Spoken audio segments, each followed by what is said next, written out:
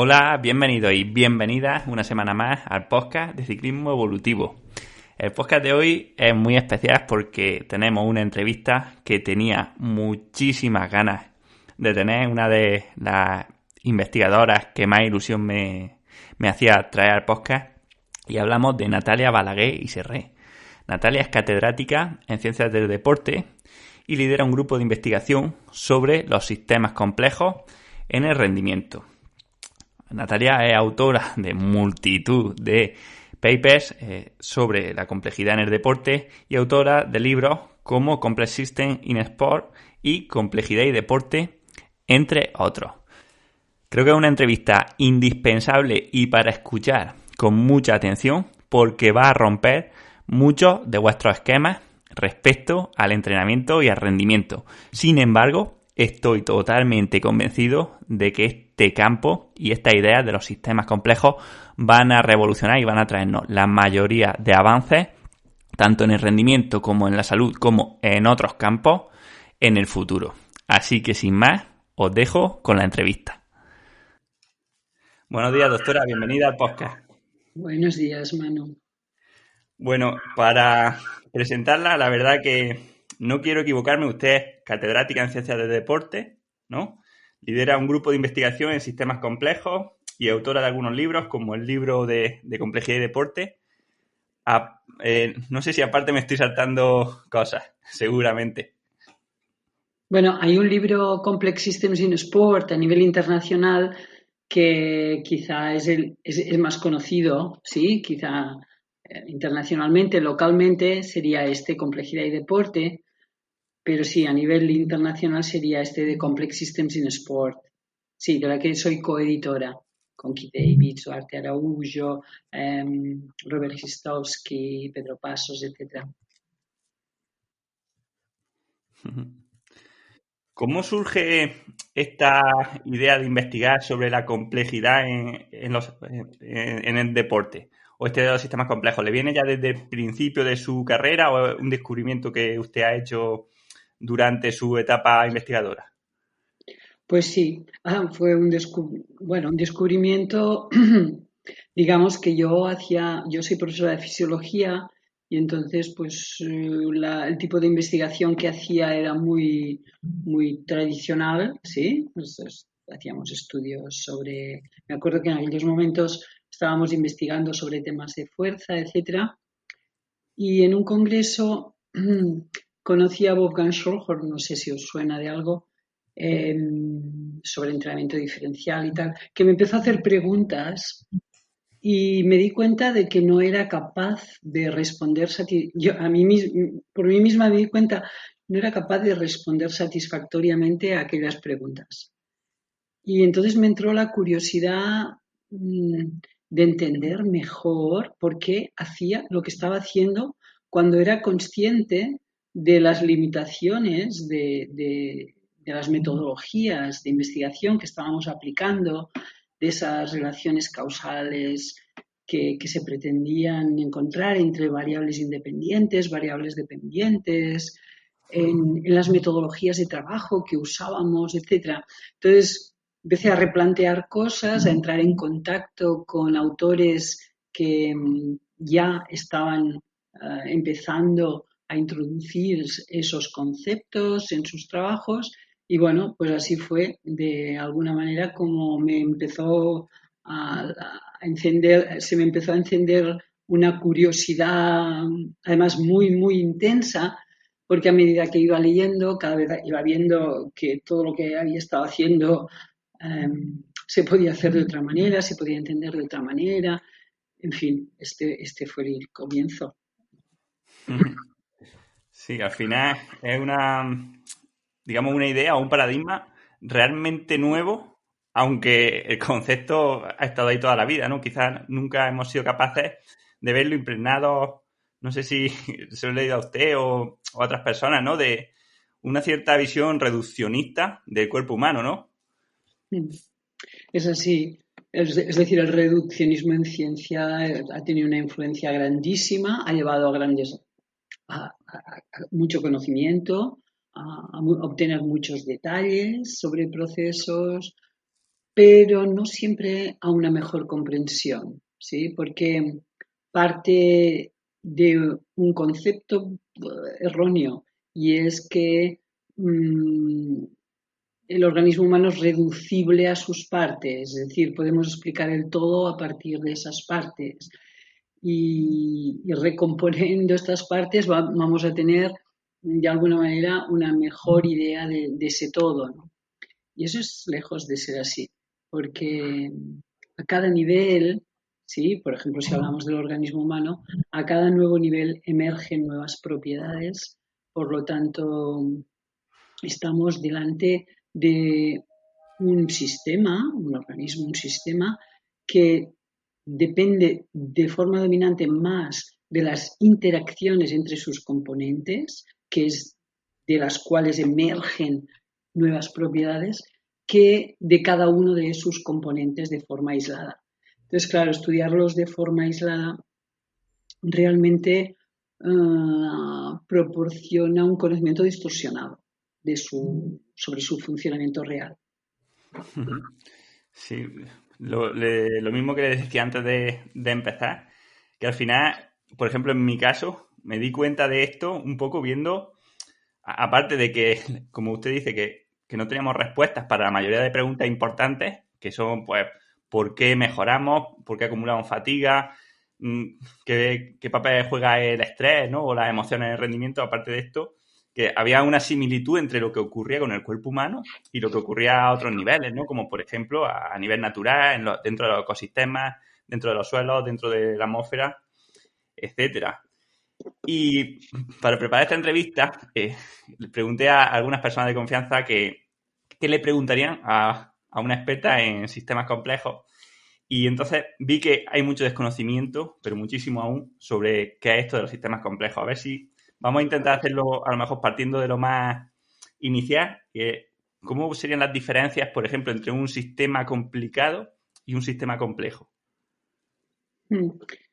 Pues bueno, un sistema complicado respondería a lo que conocemos como máquinas o artilugios técnicos sofisticados, que pueden ser sofisticadísimos porque disponen de múltiples componentes y conexiones entre esos componentes, etcétera, pero no tienen las propiedades de los sistemas complejos, ¿sí? Es decir, propiedades de emergencia espontánea, de autoorganización, de comportamiento no lineal, etcétera. Eso no se da en ese tipo de sistemas más complicados.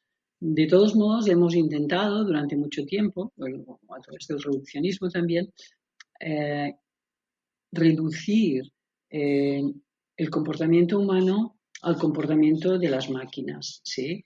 Por lo tanto, al principio no tenemos respuestas. Sí tenemos respuesta, lo que pasa es que tenemos un tipo de respuestas que nos damos cuenta de que no son satisfactorias y que podrían ser válidas en un rango muy concreto, una situación muy concreta, pero que no explican bien los fenómenos que vivimos en el día a día, pues los que practicamos deporte o los que observamos a los que lo practican.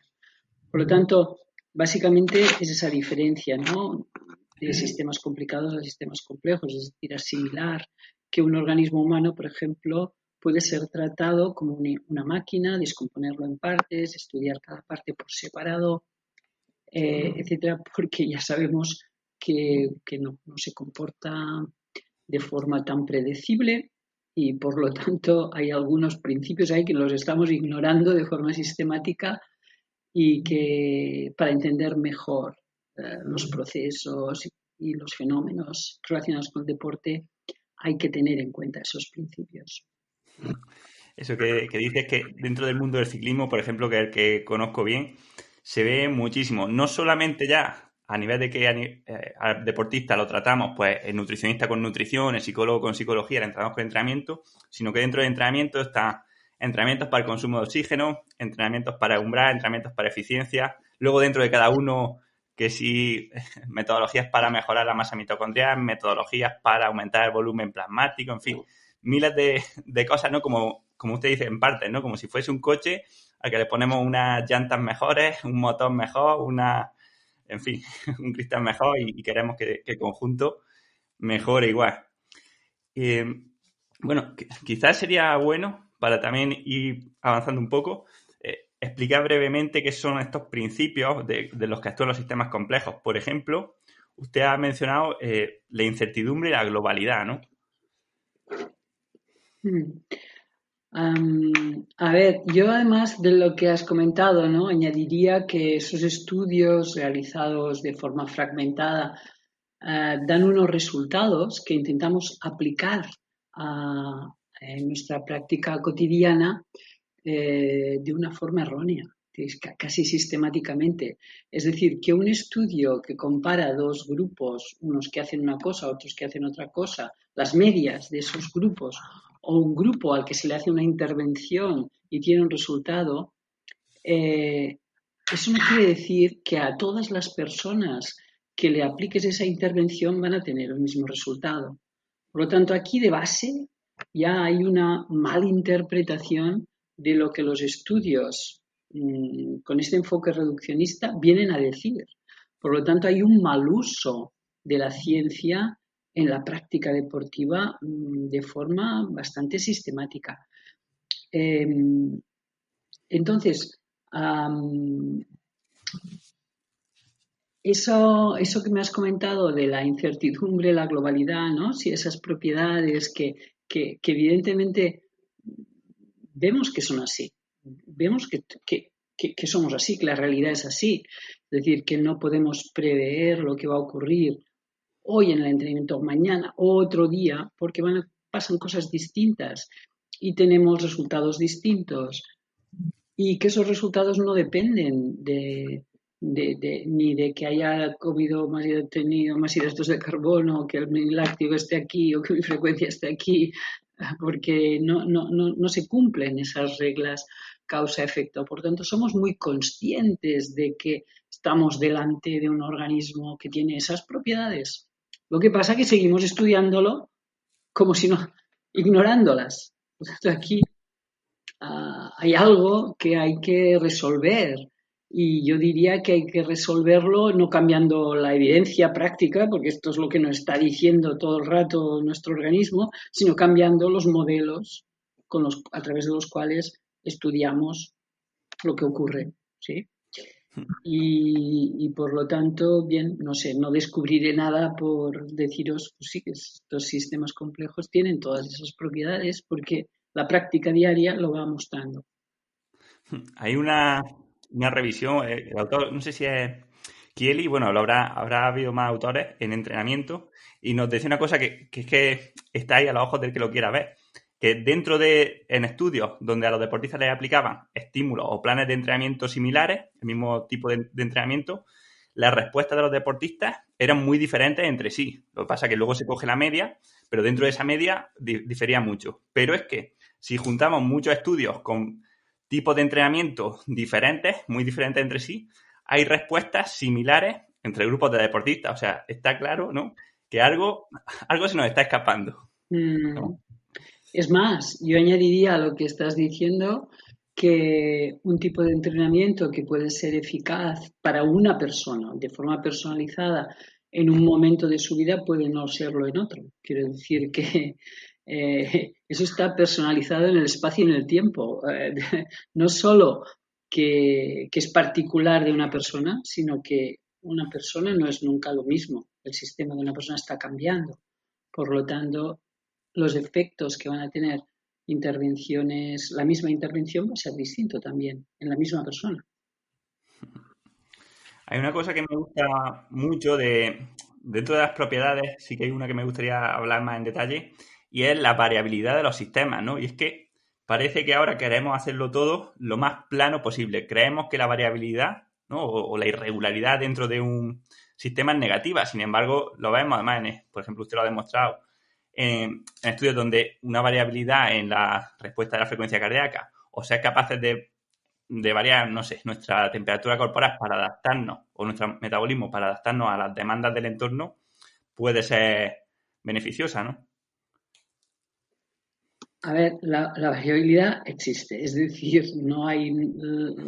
Lo único que se mantiene en la naturaleza es el cambio, ¿sí? Por lo tanto, no es que sea bueno o mal, es decir, no, estamos vivos porque cambiamos, ¿sí? O podemos seguir vivos gracias al cambio.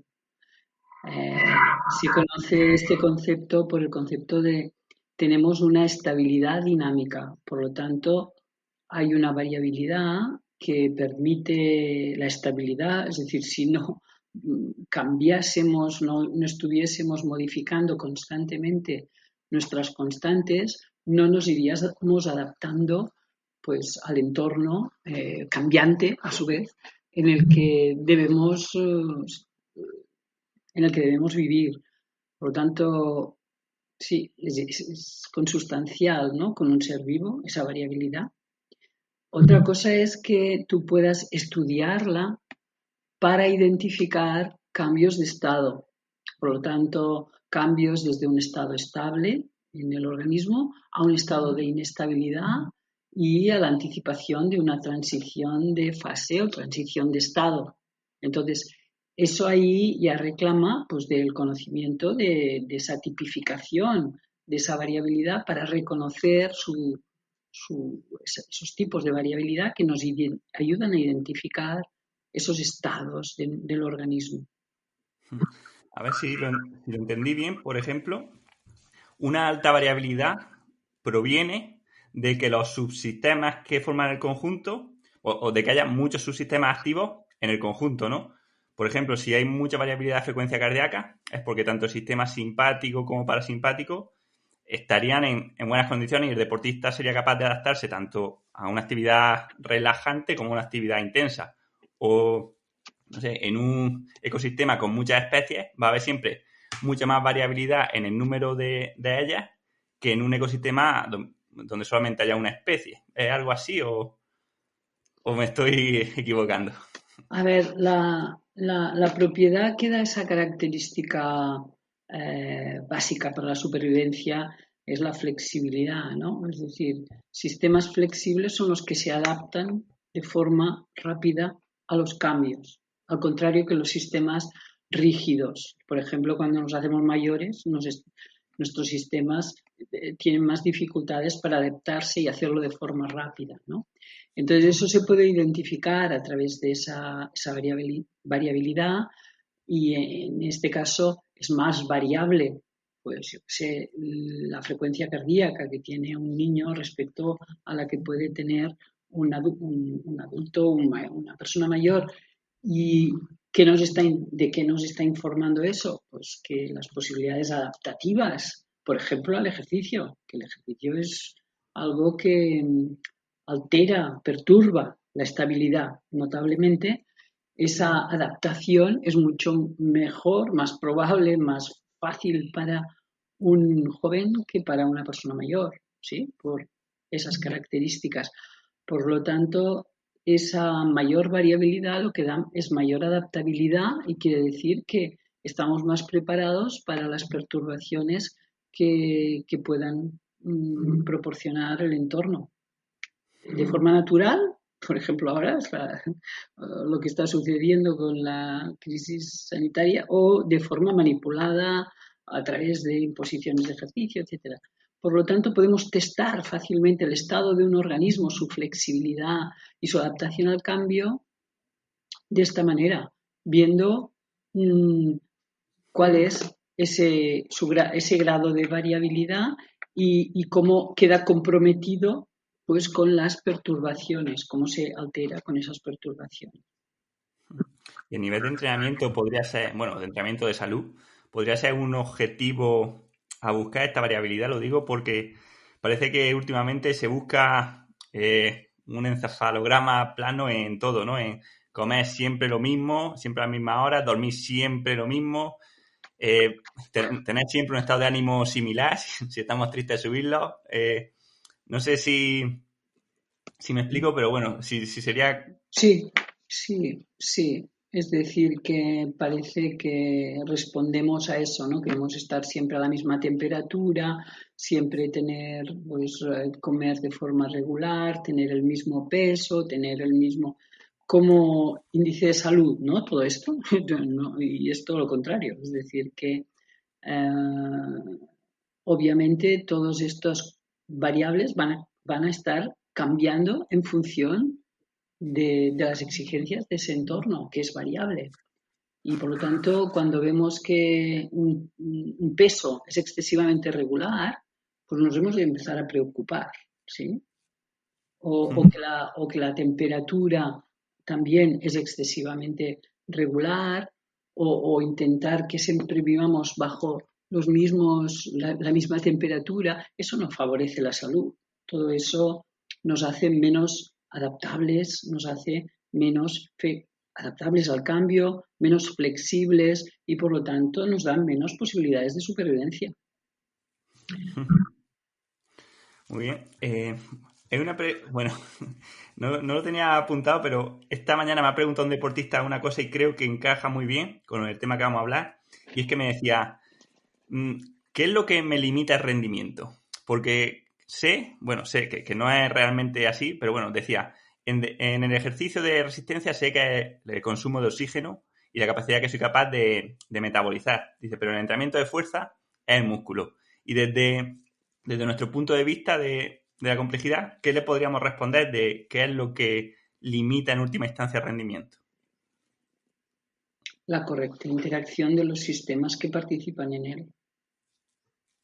Por lo tanto, todos estos supuestos de que el consumo máximo, de que esto, de que el otro, no hay, además es que no hay evidencia científica de ello.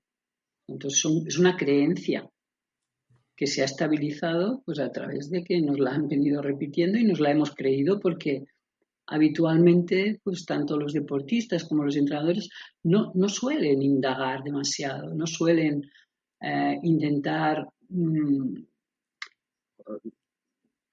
de alguna manera fundamentar mejor todos estos criterios metodológicos o esos supuestos. No se preguntan por qué. Es decir, aceptan las cosas que como buenas, las dan como buenas, incluso a pesar de que ellos en sus propias carnes lo vivan como que aquello no es así, pero siguen haciendo caso pues de lo que la medicina o la psicología, que son las ciencias a las que las ciencias del deporte están más supeditadas predominantemente, a lo que dictan, a las teorías de esas, ignorando que la ciencia es algo muchísimo más amplio, que ofrece muchísimas más posibilidades, que existen muchas más teorías a las que acudir, que puedan dar explicaciones más satisfactorias. Entonces, aquí hay que hacer un esfuerzo para que los deportistas, los entrenadores, intenten fundamentar mucho mejor, entender mucho mejor, comprender mejor aquello que les ocurre, sin ir a pues, esos mitos, a esas creencias, con muy poca justificación, incluso a pesar de que en la literatura científica se puedan haber dado informaciones en ese sentido, cuando indagas un poquito más ahí, ves que aquello no se aguanta. Incluso a trabajos citados muchas veces y incuestionables para muchos. Os recomendaría la tesis de Rafael Paul, que la leyó ayer, justamente, la defendió ayer, en la que se pone muy bien, con ejemplos muy claros de manifiesto, este problema. Y por lo tanto, hay que ir a ello, es decir, hay que dejar de creer en lo que siempre nos han contado, ¿no? Es decir, las agujetas eran, la causa de las agujetas era la cristalización del ácido láctico, cuando nunca cristaliza, e incluso aún en facultades de medicina se sigue explicando a los alumnos de medicina esto, por ejemplo. Después han sido la lesión a nivel de miofibrillas o de tejido conjuntivo, y ahora actualmente la tendencia es a pensar en que hay una lesión también a nivel nervioso, es decir, a nivel de las fibras intrafusales, etcétera. Por lo tanto, el conocimiento va evolucionando, tiene que ir evolucionando y no nos podemos quedar con explicaciones que no son satisfactorias, que solo explican una parte del problema, no nos explican bien el problema, porque la ciencia lo que hace es intentar ir sustituyendo teorías que explican mejor los fenómenos por otras que no los explican tan bien, ¿no? Si no, aún estaríamos pues creyendo que la Tierra es plana, ¿no? Como primera teoría. Entonces, hay mucha creencia infundada, mucha pseudociencia en el entrenamiento deportivo. Y eso es responsabilidad de los que os dedicáis a eso, de no quedaros conformes con explicaciones que no os acaban de convencer. Sí, totalmente de acuerdo. Una cosa que me he dado cuenta divulgando que al final cuesta mucho romper las creencias preestablecidas. Y es que creo que los científicos y todo el mundo, creo que son totalmente conscientes y capaces de saber que en muchos momentos de la historia, de la ciencia del entrenamiento y de todas, hemos estado equivocados, pero somos totalmente incapaces de pensar que ahora mismo también lo estemos. Entonces, pensamos que lo que sabemos ahora ya es seguro, 100% verdadero y lógicamente, como usted dice, puede ser que nos estemos equivocando. Como también decía, creo que no hay ningún estudio que diga la fatiga proviene directamente ni del lactato, ni de los radicales libres, ni del consumo de oxígeno, ni de la acidez, ¿no? De hecho, además lo puntualiza usted mucho, que la fatiga no es lineal respecto a estos parámetros. O sea, si la fatiga proviniese únicamente de la depleción de glucógeno, veríamos que el deportista se va fatigando de forma, digamos, progresiva. Sin embargo, la fatiga, por ejemplo, en una competición suele ser de golpe, ¿no? Pasamos un punto crítico, o sea, vamos en el pelotón y ya llega un punto que no podemos más y de repente nos quedamos vacíos. Y eso no se corresponde con la bajada progresiva del lactato o el aumento progresivo de radicales libres, ¿no? Por ejemplo. Sí, es decir, que en ese proceso que llamamos fatiga, ¿no? En ese proceso hay no linealidades, sí, hay cambios no proporcionales y el cambio no proporcional, claro, es que en un momento dado, seguro que no vas a poder mantener la intensidad de ejercicio y en otro momento, si aún sigues, si sigues y sigues, pararás. Esto es algo que es evidente en todas las especies y en todos los ejercicios y esos son cambios no lineales. Por tanto, son cambios coordinativos, son cambios que en la red que están comprometiendo la estabilidad dinámica de esa red y que por lo tanto van a acabar con el fallo necesariamente. Pero eso no quiere decir que tú puedas mantener durante un tiempo, a pesar de que está cambiando tus concentraciones de ácido láctico, de fosfocreatina o cualquier variable a nivel sanguíneo, muscular, etcétera, estén cambiando, tú te vas a mantener estable en tu rendimiento. Por lo tanto, esto significa que estás delante de un organismo que, gracias a sus sinergias, ¿sí? Es decir, está encontrando soluciones para mantener esa estabilidad a pesar de todos esos cambios. Sin embargo, si continuamos, llega un momento en que se producen esos, de repente, además, se producen cambios coordinativos hacia coordinaciones mucho más menos exigentes hasta el punto que, bueno, llega un momento en que vamos a parar. Por lo tanto, es un proceso no lineal, la fatiga, claramente, como cualquiera de los procesos que hay en nuestro organismo. Sí. Por lo tanto, es importante tener en cuenta eso para anticipar esos cambios no lineales y entender que cuando estamos estables, cuando el sistema está inestable y por tanto un pequeño estímulo, un pequeño cambio va a ser suficiente para provocar una consecuencia macroscópica importante, ¿no? Como Efecto mariposa. una lesión, etcétera.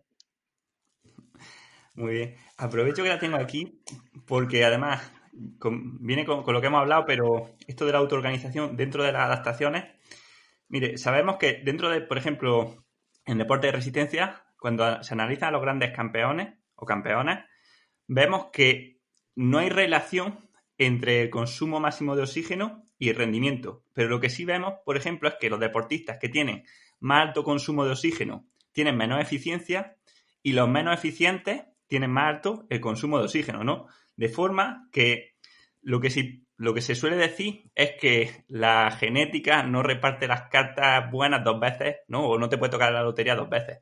Sin embargo, mi hipótesis, creo que siguiendo sus modelos también, es que digamos que el cuerpo se autoorganiza de forma diferente para cumplir las mismas demandas. Y hay personas que por su constreñimiento puede ser que el cuerpo, digamos, sea capaz de abordar esas demandas con aumento de consumo de oxígeno y otros organismos que por sus casuísticas lo hagan a través de la mejora de la eficiencia.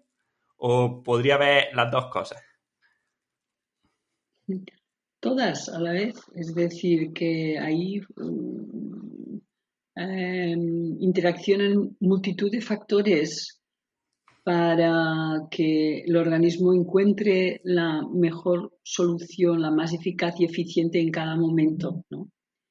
Entonces, claro, evidentemente si tienes unos límites genéticos muy marcados, pues por allí no puedes tirar más, pero igual puedes desarrollarlo por otra vía, ¿no? Como es esa de la mejora de la eficiencia. O, por ejemplo, desde tu fortaleza mental, desde tu intención, desde tus valores. Es decir, tienes muchas formas de compensar la reducción a un nivel o en un componente para aumentarla en otros. Por lo tanto, mientras eso sea posible, el rendimiento no tiene por qué verse afectado. Por lo tanto, podemos encontrar deportistas con características y cualidades muy diferentes rindiendo al mismo nivel. Por lo tanto, no tiene que hacernos, no tenemos que dejarnos llevar por prejuicios relacionados con valores cuantitativos del consumo máximo, etcétera, para decidir si aquel puede ser o no un buen competidor. Porque nos podemos...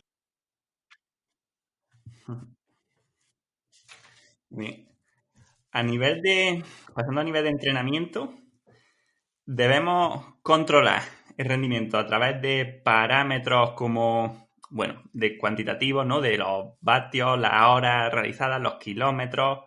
¿Tiene sentido esto desde el punto de vista de la complejidad o fijarnos en otros parámetros como puede ser el estrés o la fatiga? A ver, tú puedes sentirte muy fatigado una semana por haber recorrido una cantidad de kilómetros o haber hecho un ejercicio de una cierta intensidad y otra semana no. Eso es así, ¿no? Es decir, la Realmente. misma carga no tiene el mismo efecto siempre en ti. Por lo tanto, hay algo ahí que se ignora cuando cuantificamos esta carga externa, que es cómo repercute eso sobre mi carga interna, ¿sí? Y esa carga interna no va a quedar sencillamente reflejada por un valor de frecuencia cardíaca, que se verá alterado por múltiples factores también a su vez. Por lo tanto, hacer funcionar esos valores cuantitativos para la regulación de la carga puede llevarnos a, Vale. de repente, parecía que había un problema y se ha apagado. Bueno, no, pues estábamos hablando de eso, del control de la carga de entrenamiento mediante Sí. métricas, digamos, de cuantificación o métricas de fatiga. Sí, entonces la solución que se propone, viendo esa multifactorialidad que afectaría el rendimiento humano y la fatiga, etcétera, y para controlar mejor las cargas se propone monitorizar una mayor cantidad de variables mejor, ¿no? Pero claro, eso no está solucionando el problema, porque no estamos entendiendo cómo interaccionan todas esas variables. Y, por ejemplo, estamos ignorando algo clave, que es tener en cuenta al atleta.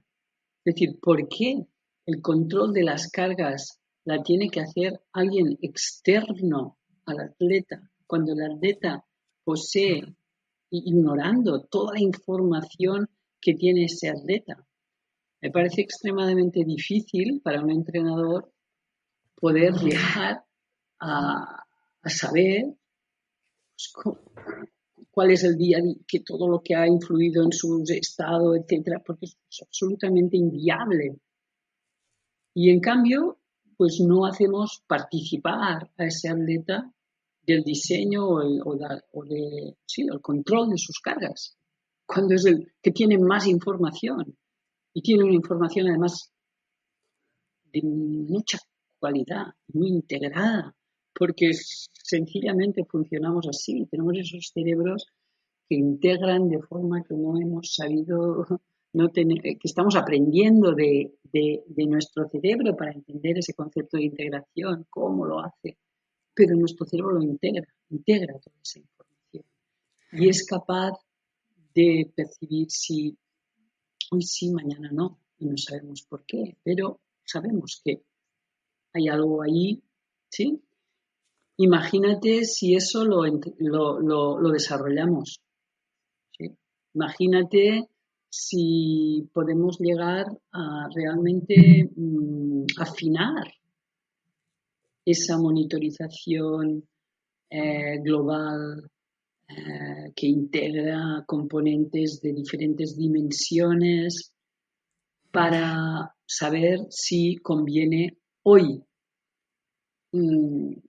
proponer algo más intenso o hoy justamente rebajarlo para evitar esa mayor susceptibilidad de lesionarse o esa efectividad, ¿no? Esa eficiencia del proceso, que es lo que buscamos. Entonces yo pienso que hay que repensar bien todo eso que estamos haciendo, no dejarse llevar por esos supuestos, ¿no? De que si monitorizamos de forma sofisticada al atleta y con muchas variables, etcétera, vamos a obtener más información. No. Si no entendemos bien el problema, lo que estamos abordando, pues da igual la información que tengamos, no vamos a entenderlo. Entonces, eso precisa de... Sí. Y bueno, concretamente hay uno de nuestros doctorandos trabajando sobre esos temas de monitorización y en ese sentido supongo que en breve existirán algunos artículos que van a poder dar un poco de luz, más luz en ese sentido, para ayudar a los entrenadores y a los atletas. Pues deseando escucharlo. Eso al final también es mi caballo de batalla, porque es que tenemos el mejor dispositivo y la información más precisa la tenemos ya con nosotros, que es nuestras percepciones, nuestras sensaciones, pero somos cada vez, creo, conforme avanza el tiempo, cada vez más ciegos o más incapaces de entendernos, ¿no? De hecho, por ejemplo, en ciclismo, en los entrenamientos, se están buscando, como usted dice, modelos más sofisticados que son totalmente burdos en relación a lo que es capaz de asimilar o de entender nuestro propio cuerpo, nuestra propia mente, y cada vez se pone más confianza en estos modelos, además muchas veces basados en el principio de impulso y respuesta, ¿no? De que pensándose como un coche, que aplicamos tal carga y vamos a tener tal respuesta, ¿no? Que si pisamos el acelerador al 100% vamos a responder al 100%. Cuando vemos que esto es que no ocurre, es que directamente, aunque en la teoría pueda tener sentido, que bueno, pero es que no ocurre. No, en teoría no tiene ningún sentido pensar así. O sea, no tiene ningún sentido pensar así. O sea, si alguien decide pensar así, puede pensar así, pero no tiene sentido. Sí, sí. Por lo tanto, y no tiene sentido ni tiene en estos momentos justificación, porque si dijésemos no existen otras teorías, no existen otros modelos, no existe, digamos, pues bueno, pues vamos a acogernos a lo que tenemos, pero es que existe. Es decir, existe esta ciencia de la complejidad, existen esos conceptos, existen estas herramientas. Lo único que hay que hacer es, bueno, pues desaprender, como constantemente hay que hacer en la vida, ¿no? Desaprender para aprender cosas nuevas. Y eso, bueno, pues sí, reclama de trabajo, reclama de un interés sobre todo, ¿no? Y, y bueno, puede parecer más laborioso, pero mucho más fructífero. Claro. Al final una cosa que pienso es que el problema que tiene muchas veces escuchar a nuestro propio cuerpo es que es gratis. Si valiese 200 euros, como valen algunos dispositivos para medir, que te digo, la variabilidad de la frecuencia cardíaca, todo el mundo estaría interesado. Pasa que lo vemos gratis y encima, digamos que es eso, cada vez tenemos como más datos que dan la sensación de ser más científicos. Creo que la gente cuando ve cosas complejas y datos que no entiende o que son nuevos, creo que asociamos nuevo con que ya es mejor que lo que teníamos cuando, como usted dice, es que somos lo primeramente incapaces de escuchar lo que nuestro cuerpo nos está diciendo. Sí, no hay pensamiento crítico, no hay criterio, no hay reflexión. Pensamos que los entrenadores son prácticos, lo que tienen que hacer son ejercicios. No, lo que tienen que hacer es entender muy bien qué pasa, ¿sí? Y eso es lo más práctico que pueden tener. Eso es lo más práctico para un entrenador, es comprender bien lo que está ocurriendo. Y bueno, pues eso no se consigue a través de recetas. Eso se consigue a través de reflexionar, de pensar críticamente sobre lo que tenemos y de ir adquiriendo criterio de forma continua. Es decir, eso es un proceso que no termina nunca, que tiene que acompañar y que tiene que transformar la formación que se da a los entrenadores y entrenadoras. ¿Sí? Sí, sí, eso es otra cosa que muchas veces nos preguntan, ¿no? Me dicen, Manuel, ¿cómo hay que entrenar? Yo, pues no lo sé, ¿no? Depende de tu caso. Al final, como dicen, no hay receta y lo que te sentaba bien el año pasado, este año puede ser que te lleve al sobreentrenamiento. ¿Mm? Exactamente. Hay que tener criterios metodológicos, no recetas concretas de entrenamiento. Eso, las recetas pueden ir cambiando en función del momento, ¿no? Lo importante es entender y tener ese criterio que no es habitual, no es habitual. Por cómo se han desarrollado las cosas, por eso el interés de que podáis tener esa curiosidad, ¿no? Por parte de algunos de ir más allá, de ir más a fondo, de entender mejor, de ir más a la ciencia, a buscar las respuestas y entender también los límites de esa propia ciencia, ¿sí? Para interpretarla mejor y saber cómo aplicar eso o no aplicar eso. Eso reclama de una formación distinta, ¿sí? Y eso es lo que me parece que es un mensaje importante a difundir. Dentro de eso, sinceramente, claro, es que es lo que usted dice, que dentro de la ciencia, la gente cree que escoger un artículo científico, leerse la conclusión y ya está, pero es que, claro, los artículos dicen cosas muy diferentes entre sí, hay que saber cómo se han hecho y muchas veces lo que no dice el artículo, que es más que lo que dice.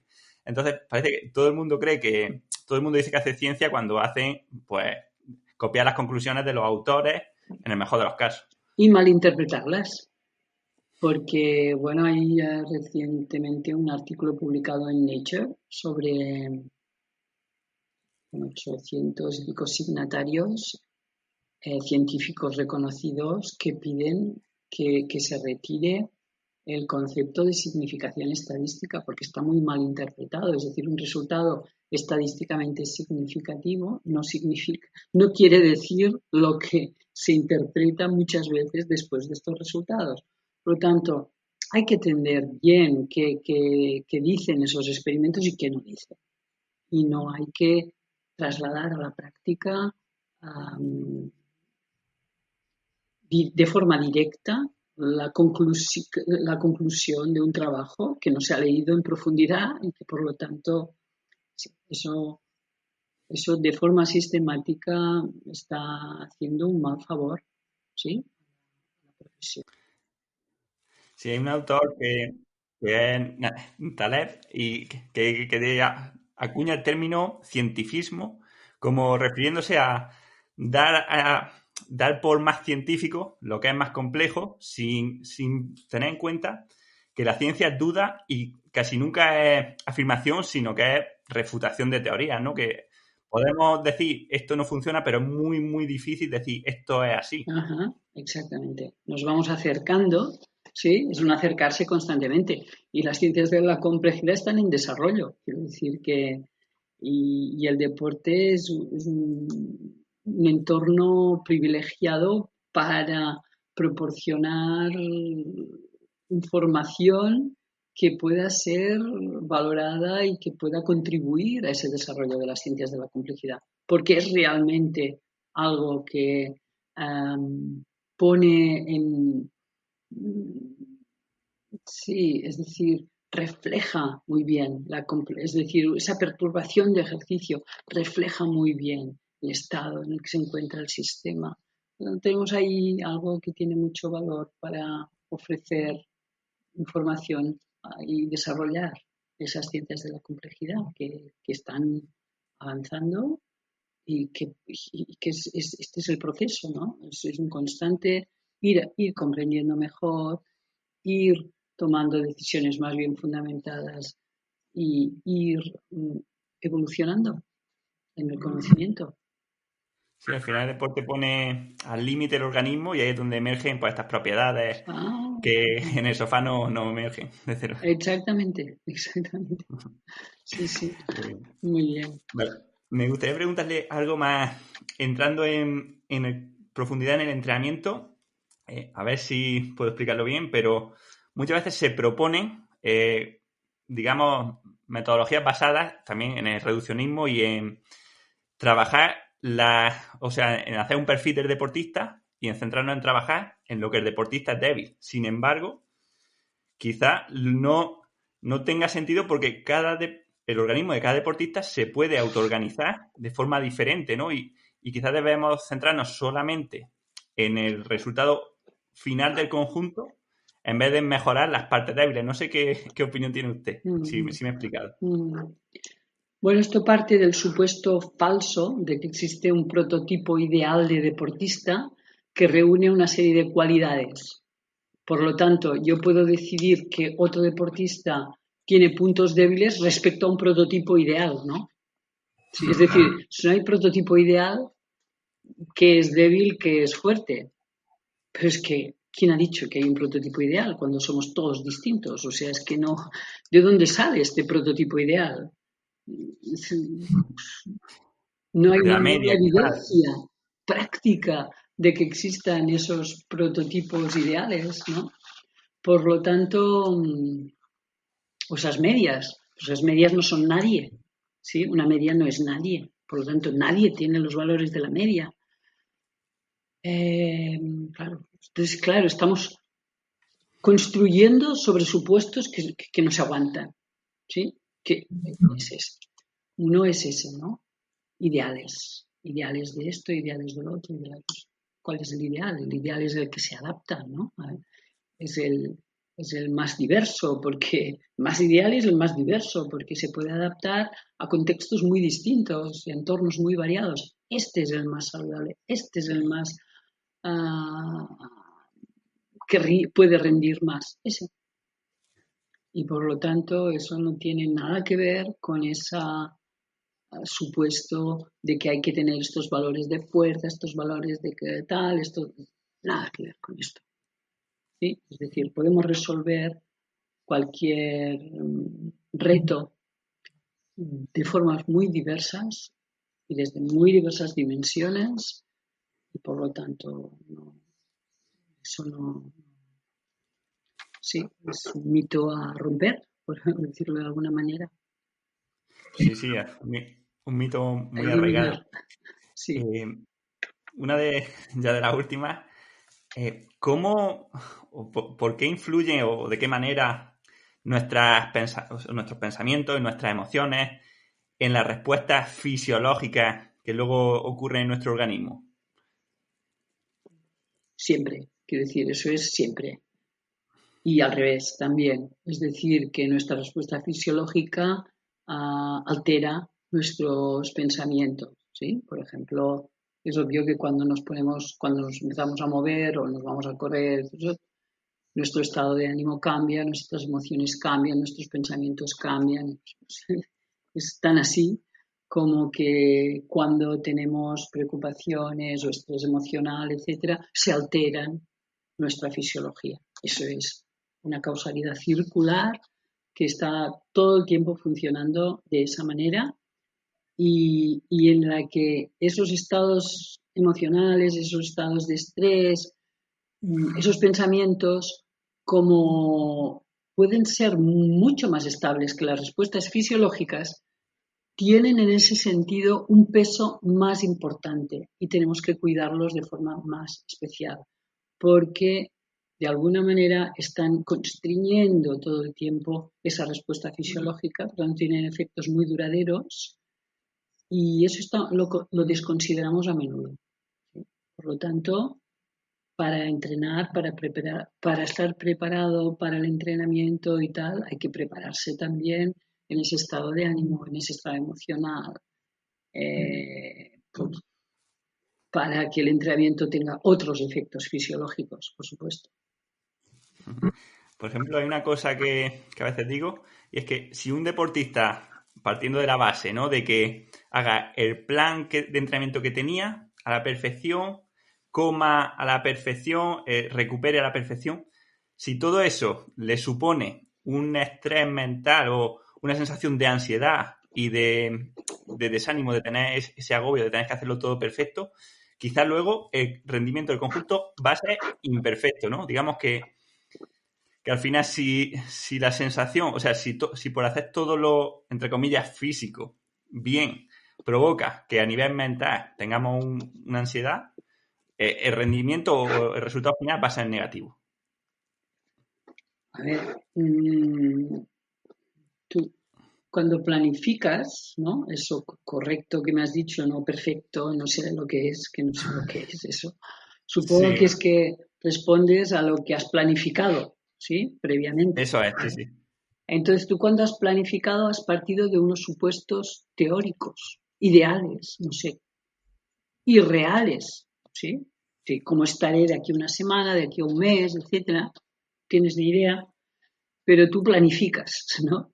Eh, eh, ¿Respecto a qué? Es decir, ¿eres un vidente?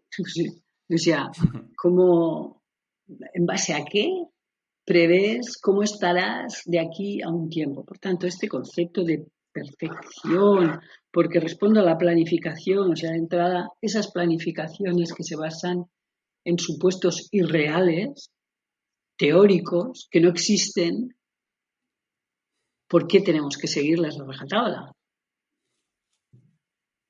A mí me parece que la perfección es no seguirlas, ¿no? Es decir, como no está basado en nada y es un supuesto que no tiene nada que ver con lo que será real, pues de entrada no seguirlo me parece que es lo más adecuado, ¿sí? Sí, porque al final el deportista de dentro de una semana no es el deportista de hoy, ¿no? No puedes prever todo lo que le va a pasar en esa semana, en ese día, ¿no? Porque es que hay tantas cosas que si le duele una muela ya va a afectar a la respuesta Por del supuesto, deportista. por supuesto, cualquier situación diaria que cambia, que nos está cambiando, va a afectar eso. Y por lo tanto, bueno, pues no sé, os recomiendo ese artículo de John Keeley sobre uh, Si la periodización, periodization and inconvenient truth, ¿no? Donde pone de manifiesto eso y hay que romper ya con esa idea de la planificación. Hay que adaptar al día a día todo eso. No se trata ahí de seguir algo que un día de forma iluminada nos pareció que no es de forma iluminada, sencillamente es copiando lo que hizo otro que ha tenido éxito. Eso, por definición, no es algo que se tenga que hacer, ¿sí? Es decir, que tenga éxito en otra persona no quiere decir que vaya a tener éxito en ti. Por lo tanto, dejar de copiar modelos de otros atletas, otros entrenadores o modelos de éxito, porque vuestros contextos son distintos y vosotros sois distintos, por lo tanto aquello no va a funcionar igual.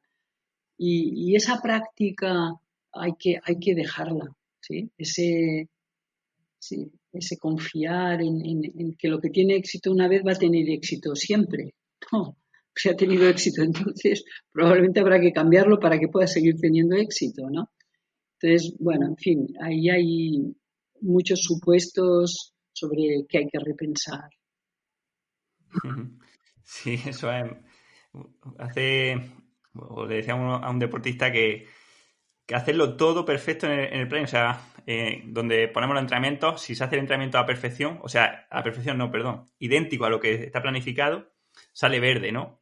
Pues decía, si está todo el mes verde, o sea, si está todo el mes según lo planificado, seguramente no esté bien hecho. Porque es imposible que tú estés siempre como el día que lo planificas, ¿no? Pensando encima que lo planificas correcto, que eso pues, primeramente puede ser Exacto. erróneo, pero aún y así, ¿no? Siempre necesitamos cambios, ¿no? O adaptar lo planificado a lo que estamos sintiendo ese día, a si tenemos más estrés, si hemos comido mejor, peor, si hemos dormido más, ¿no? Sí, yo pienso que un buen termómetro es uno mismo y, y que cuando el atleta realmente está alineado con esos valores o esos objetivos, es decir, que realmente quiere conseguir esa mejora de su rendimiento y de su salud, sin que sea incompatible con su salud, porque están conectadas las dos cosas, yo pienso, y está educado en ese sentido, puede ser un agente indispensable para conseguir una mejor eficacia y eficiencia del proceso de entrenamiento, conseguir más con menos desgaste, que eso siempre es a lo que se intenta responder para responder a las dos cosas, ¿no? A la salud, porque sin salud ese rendimiento puede hacer un pico, pero no se puede mantener. El éxito deportivo es mantener esos resultados. Eso es un éxito deportivo.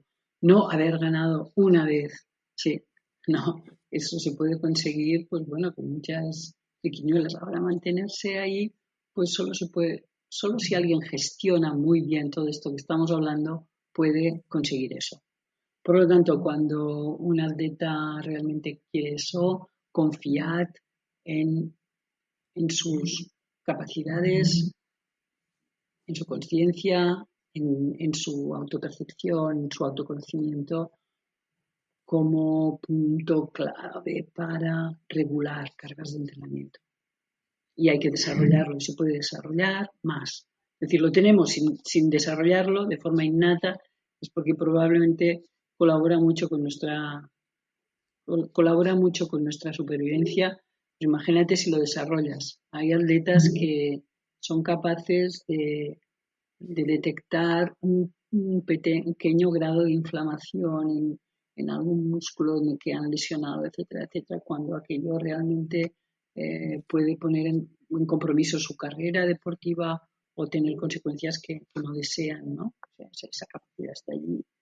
Y bueno, pues de entrada explotarla me parece que es de un sentido común aplastante delante de la situación que nos propone la monitorización deportiva y las compañías que tienen intereses económicos alrededor del uso de esos sistemas de monitorización. Ese es, yo creo, el principal problema. Al final, cada vez somos más incapaces de escucharnos a nosotros mismos porque, claro, tenemos demasiado ruido fuera y demasiadas cosas que nos dicen tienes que hacer esto, tienes que este dato y al final creo que ese es un gran problema. Perdemos esas competencias que naturalmente tenemos. Las podemos llegar a perder, pero bueno, se trata de no solo de recuperarlas, sino de que desarrollarlas incluso. Perfecto. Bueno, pues ya para terminar le lanzo la última y es si cree que deberíamos cambiar también, digamos, la forma en la que dividimos los campos en las ciencias del deporte y de la salud. Por ejemplo, si en vez de, yo una cosa que pienso, si en vez de haber estudiado ciencias del deporte, pues si hubiese una carrera que sea rendimiento y que englobe la ciencia del deporte, o sea, porque hay INEF, la nutrición, la psicología, la fisioterapia, porque al final, digamos que tenemos profesionales de campos muy diversos que solamente saben de su ámbito, pero claro, es que si no sabemos de la globalidad, o sea, si yo como entrenador no sé de nutrición o sobre todo, si no sé de psicología, no seré un buen entrenador y cada vez me doy más cuenta, ¿no? Entonces, no sé si hay que cambiar ese modelo y abrir mucho el campo o trabajar con equipos disciplinares o cuál es su visión. A ver, la multidisciplinariedad no es integrativa necesariamente. Es decir, que tú puedes tener criterios sobre un mismo fenómeno desde muchas disciplinas diferentes y ese criterio no va a ser el mismo. La solución que va a proponer el psicólogo, el nutricionista, el fisiólogo, el biomecánico a un mismo problema no va a ser el mismo. Por lo tanto, cuando juntamos disciplinas, eso no va a resolver los problemas de integración, los va incluso a agravar esos problemas, ¿no? Entonces, desde las ciencias de la complejidad, lo que ofrecen esas ciencias de la complejidad son conceptos totalmente transdisciplinares para mejorar la comunicación entre disciplinas. De manera que eh, eso es un reto formativo muy importante de futuro. En la actualidad estamos haciendo algún experimento de innovación educativa en ese sentido, pero estamos muy lejos de conseguir que la educación también sea integradora de conocimiento, ¿sí? Y bien, eso lo permiten esos conceptos, esos principios generales de las ciencias de la complejidad, porque nosotros hablamos de constreñimientos, me da igual que sean de orden psicológico, de orden ecológico, de orden biomecánico, de orden fisiológico, de lo que sea, ¿sí? El concepto de constraints integra todo esto ya no estamos hablando, no estamos separando esas disciplinas, sino entendiendo el organismo como un todo y por lo tanto haciendo que los especialistas, que está muy bien que existan también, puedan tener un lenguaje, incluso un lenguaje común que les acerque para encontrar las mejores soluciones. Y bueno, algo que estamos haciendo en el INEF, por ejemplo, en asignaturas de integración disciplinar, etcétera, es entender cómo todos esos múltiples factores que intervienen en el rendimiento, cómo los podemos organizar para entender mejor por dónde empezar a intervenir, cuáles pueden tener mayor peso que otros, de qué manera, cómo están interaccionando entre ellos. Esto es clave, este conocimiento es clave y lo proporcionan principios de ciencias de complejidad.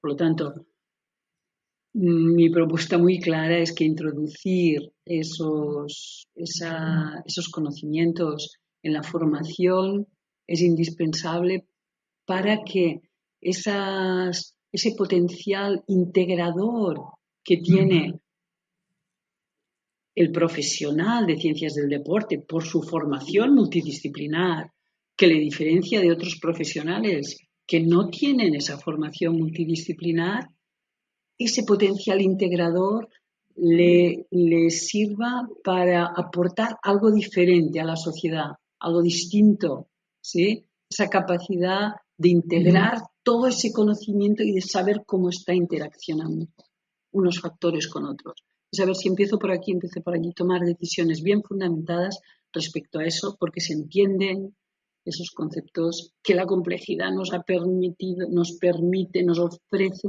para tratar la mayor parte de los problemas con los que nos enfrentamos, en el deporte y en la vida, ¿sí? Porque ahora pues, tenemos también las soluciones de los políticos, de los sanitarios, de los economistas, etcétera. Al COVID no son las mismas. Por lo tanto, muchos especialistas tampoco garantizan que vamos a encontrar mejores soluciones y tampoco la solución es decir, no, pues lo dejamos en manos de estos, ¿no? Ignorando a los demás. Claro, todo esto reclama, sí, de un conocimiento mejor de cómo gestionar eso. Y eso es la posibilidad que ofrecen esas ciencias de la complejidad que tendrían que estar en los currículums educativos, universitarios y, por supuesto, en los de las ciencias de la actividad física y el deporte. Sí, a veces parece que tenemos demasiada gente experta en árboles concretos y poca gente capaz de ver el bosque, ¿no? Como cuando se usa esa Exacto, metáfora. exacto, de entender qué pasa en el bosque, sí, eso es. Bueno, pues llevamos ya una hora, como me había dicho. Muchísimas gracias. La verdad, como le decía antes, es que encontrar sus investigaciones de complejidad y deporte, que no sabía que existían, fue como encontrar como ver la luz, la verdad. Y no sé por dónde cree usted que también que en el futuro se va a desarrollar la investigación, o qué es lo que quiere, lo que quisiera descubrir o conocer o demostrar en los próximos años. Bueno, yo pienso que se ha hecho un avance interesante reconociendo una rama científica en estos momentos que es la Network Physiology of Exercise, ¿no? La fisiología de redes del ejercicio y que supone un cambio drástico en todos esos supuestos que la fisiología del ejercicio más tradicional ha ido um, ha ido estabilizando y poniendo las bases del entrenamiento respecto a todos esos conocimientos que tienen que ser revisados, esas metodologías de investigación también, y por lo tanto aquí hay la posibilidad de que nuevas ramas de la ciencia puedan ir resolviendo esos problemas eh, bueno, problema y también todo lo que han ofrecido, porque tampoco se puede decir que la fisiología del ejercicio no ha ofrecido un montón de conocimientos, pero quizá estamos en el momento en que hay ramas de la ciencia que, influenciadas por otras ramas científicas, pueden ir un poquito más allá en la comprensión de esos fenómenos complejos, concretamente de la fisiología del ejercicio, para proporcionar unas metodologías, una teoría del entrenamiento y una metodología del entrenamiento diferentes a las que tenemos. ¿Sí? Y eso existe y eso, pues ahora mismo, Frontiers in Network Physiology of Exercise ya está dispuesta para recoger artículos desde estas nuevas perspectivas que hacen,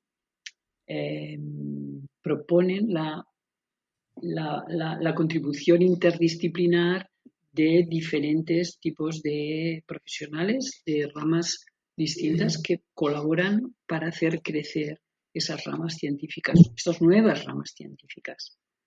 Y bien, yo pienso que eso está sobre la mesa, eso ya es algo que no va para atrás y que irá cambiando esa realidad despacio y los profesionales del deporte que se acerquen a esos nuevos conocimientos, pues yo pienso que van a ser los que van a ir abriendo vía para que todo eso se refleje en la práctica del entrenamiento deportivo.